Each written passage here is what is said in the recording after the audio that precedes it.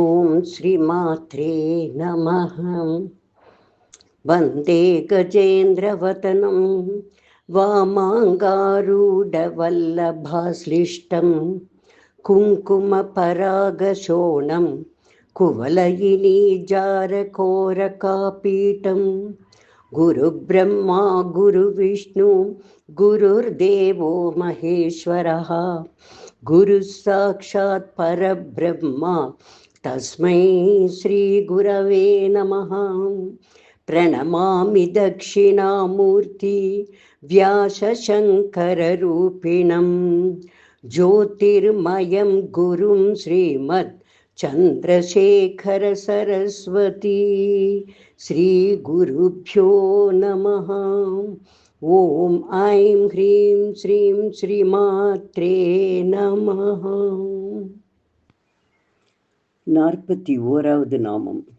இந்திர கோப பரிக்ஷிப்த ஸ்மரத் தூணாபஜ் ஜங்கிகா. இந்திர கோப பரிக்ஷிப்த, இந்திராதி தேவர்களால் சூழப்பட்ட ஸ்மரன் மன்மதன்.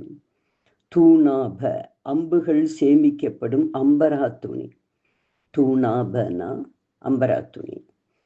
ஜங்கிகா, முழங்கால்களுக்கு கீழ் உள்ள தசை பகுதி. அம்பாளின் முழங்கால்களுக்கு கீழே உள்ள பகுதி மன்மதனுடைய அம்பரா தூணி போல் மேல் பகுதி சிறிது விரிவாக, பின் கொஞ்சம் கொஞ்சமாக சிறுத்து கீழ் நோக்கி ஒரு அம்பரா தூணி போல் உள்ளது.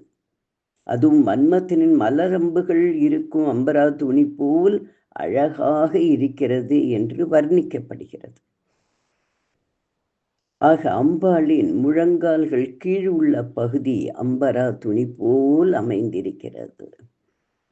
அம்பாளின் ஜங்கிகாவை தியானிப்பது நமக்கு இந்திரியங்களின் மீது முழு கட்டுப்பாட்டை அளிக்கிறது.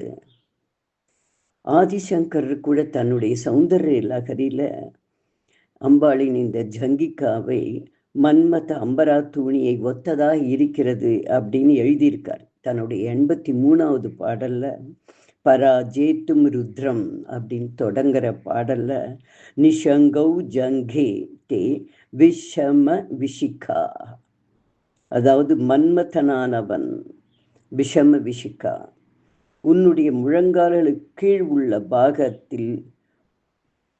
பிரதேசங்களை 2 அம்பரா தூணிகளாக நிஷங்கௌ கொண்டிருக்கிறான் என்று பொருள். ஆக அம்பாளின் இந்த பகுதி மன்மதனின் அம்புகள் வைக்கப்படும் அம்பரா தூணி போல் அமைந்திருக்கிறது என்று வர்ணிக்கப்படுகிறது. அடுத்தது 42வது நாமம். கூட குல்பாயை நமஹ. கூட குல்பா, பருத்த குதிக்கால்கள். கூட குல்பாயை நமஹ, பருத்த குதிக்கால்களை உடையவளே உனக்கு நமஸ்காரம். 43வது நாமம். கூர்ம பிருஷ்ட ஜெயிஷ்ணு பிரபதான்விதாயை. இது அம்பாளுடைய பாதத்தின் மேல் பாகத்தை வர்ணிக்கக்கூடியதாக இருக்கிறது. கூர்ம ஆமை, பிருஷ்ட பின்பாகம், ஜெயிஷ்ணு ஜெயித்த தோற்கடித்த, பிரபதான் விதாயை கொண்டிருப்பவள். என்ன அர்த்தம்னா, அம்பாளுடைய மேல் பாதங்களின் மேல் பகுதி ஆமையின் முதுகு ஓட்டை விட அழகாக அமைந்திருக்கிறது அப்படின்னு வர்ணிக்க. கூர்ம பிருஷ்ட ஜெயிஷ்ணு பிரபதான்விதாயை நமஹ. 44வது நாமம். நகதிதிதி சஞ்சன்ன நமஜ்ஜன தமோ குணாயை நமஹ. இந்த நாமம் தேவியின் பாத நகங்களின் காந்தியை, மினுமினுப்பை, பளபளப்பை வர்ணிப்பதாகும். அம்பாளுடைய கால் நகங்கள் அவ்வளவு பளபளப்பாக இருக்கிறதாம். நகதிதிதி, முக்கால் நகங்களின் மினுமினுப்பு. சஞ்சன்ன நிறைந்திருக்கும். நமஜ்ஜன வணங்குவது. தமோ குணா தாமச குணங்கள். குணங்கள் 3 வகை: சத்துவகுணம், ரஜஸ் குணம், தமஸ் குணம். ஆக இந்த அம்பாளின் பாத நகங்கள் ஜொலித்து கொண்டிருக்கிறது. இப்படிப்பட்ட காந்தியை உடைய பாத நகங்கள் பக்தர்கள் தேவியின் கால் நகங்களில் தங்கள் சிரசை வைத்து வணங்குகிறார்கள்.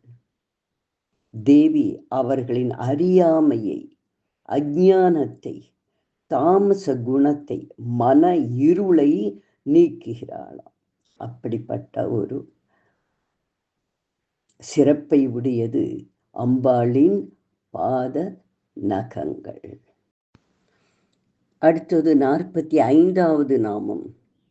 பதத்வய பிரபாஜால பராக்கிருத சரோருஹாயை நமஹ. பதத்வய 2 பாதங்கள். துவய அப்படின்னா 2. பதத்வய 2 பாதங்கள். பிரபாஜால பிரகாசிக்கும். பராக்கிருத புறம் தள்ளுவது. சரோருகம் தாமரை மலர்.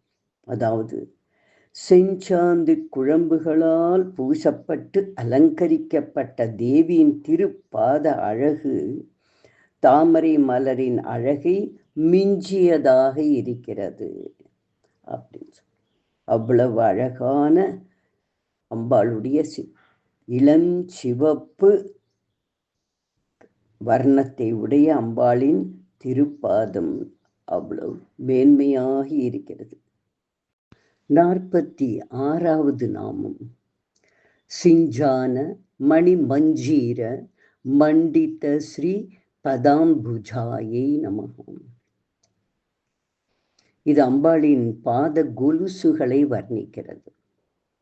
சிஞ்சான மணி ஒலி எழுப்பும் மணிகள். மஞ்சீர கொலுசு. மண்டித நிரப்பப்பட்ட. ஸ்ரீபதாம்புஜம் அழகிய தாமரை போன்ற பாதங்கள். ஒலி எழுப்பும் இரத்தன மணிகள் நிறைந்த கொலுசுகளை தன் அழகிய தாமரை போன்ற பாதங்களில் அம்பாள் அணிந்திருக்கிறாள். அம்பாளின் கால் கொலுசின் ஒலி பக்தர்களின் பயத்தை போக்கடிக்க கூடியதாகும். அபிராமி பட்டர் கூட சொல்றார் தன்னோட அபிராமி அந்தாதியில 49வது பாடல்ல, அம்பாளின் திருக்கரங்களின் வளையல் ஓசை அவள் பக்தர்களின் மரண பயத்தையும் மரண வேதனையையும் ஊற்றிவிடும் என்ற பொருள்பட, குரம்பை அடுத்து குடிப்புக்க ஆவி வெங்கூற்று கிட்ட வரம்பை அடுத்து மருகும். அப்போது வழக்கை அசைத்து அரம்பை அடுத்த அறிவையர் சூழ வந்தஞ்சல் என்பாய். நரம்பை அடுத்த இசைவடிவாய் நின்ற நாயகியே அப்படின்னு பாடுறாரு. என்ன அர்த்தம்னா, உடலை தேடி வந்து குடிபுகுந்த இந்த உயிர் அதன் கால அளவு முடியும் போது, தாயே உன்னுடைய வளையல் அணிந்த கரத்தை அசைப்பாய். அதனால உண்டாகும் ஒலி அஞ்சாதே என்று அந்த பக்தனுக்கு கூறி அவனுடைய மரண பயத்தை போக்கும். இசை வடிவாய் நிற்கும் தாயே அப்படின்னு அபிராமி பட்டர் சொல்றார். அப்படி அம்பாளின் அழகிய ஒலி எழுப்பும் காத கொலுசுகளை பற்றிய வர்ணனை இது. சிஞ்சான மணி மஞ்சீர மண்டித ஸ்ரீ பதாம்புஜாயை நமஹ. அடுத்தது 47வது நாமம். மராலி மந்த கமனாயை நமஹ. மராலி ந அன்னப்பறவை, மந்த மெல்ல, கமனா நடை. அன்னம் போன்று மென்மையாக நடப்பவள் அம்பாள். அதாவது அன்னத்தின் நட மண்ணில் அதன் கால் சுவடுகள் பதியாது. அது நடக்கும்போது கால் சுவடு அந்த மண்ணில் பதியாதாம். அப்படி மிக மிக மென்மையாக நடக்கக்கூடிய பறவை அது. அது போன்று நடை உடையவள் அம்பாள். அம்பாளின் திருப்பாதங்களின் அந்த சுவடு அவள் நடக்கும் இடத்தில் பதியாது. அவ்வளவு மென்மையாக நடக்கக்கூடியவள். மராலி மந்த கமனாயை நமகா. 48வது நாமம் மகாலாவண்ய சேவதி. மகா மேன்மையான, லாவண்ய லட்சணங்கள் அழகு, சேவதி ஒன்று கூடி சேர்ந்து, மேன்மையான அனைத்து அழகுகளும் ஒன்று சேர்ந்து அம்பாளிடம் குடிக்கொண்டிருக்கின்றன என்ற அர்த்தத்துல இந்த நாமம் வருது. சொரூப வர்ணனையின் கடைசி நாமம் இது. அம்பாளின் திருமேனி அழகுகளை ஒவ்வொன்றாக விவரித்து பார்த்தும் முழுமையாக கூற முடியவில்லை. அதனால் அம்பாளிடம் அனைத்து அழகுகளும் சேர்ந்து அழகின் களஞ்சியமாக அம்பாள் விளங்குகிறாள். மகாலாவண்ய சேவதியை நமஹா. 49வது நாமம் சர்வாருணாயை நமஹா. சர்வ பிளஸ் அருணாயை. அம்பாளிடம் இருக்கும் அனைத்தும் செந்நிறம் உடையது அப்படின்ற அர்த்தம்.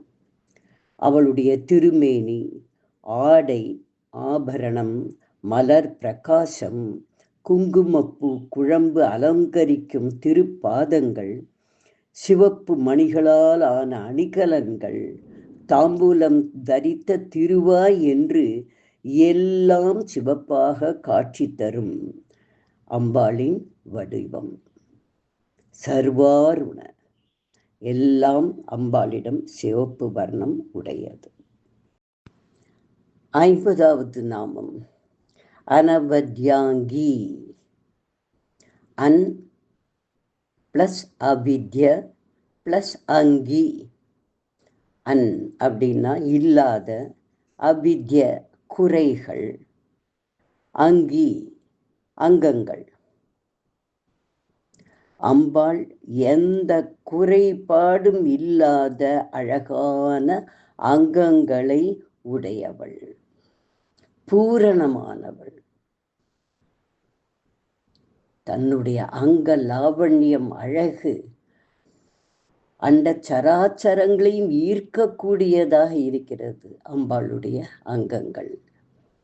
அவள் எந்த குறையும் அவளிடத்தில் காணப்படுவதற்கு இல்லை அப்படிங்கிற அர்த்தத்தில் இந்த 50வது நாமம் அனவத்யாங்கியை நமஹா. 51வது நாமம் சர்வாபரண பூஷிதாயை நமஹா. அனைத்து விதமான அணிகலன்களையும் அணிந்து கொண்டிருப்பவள் அம்பாள்.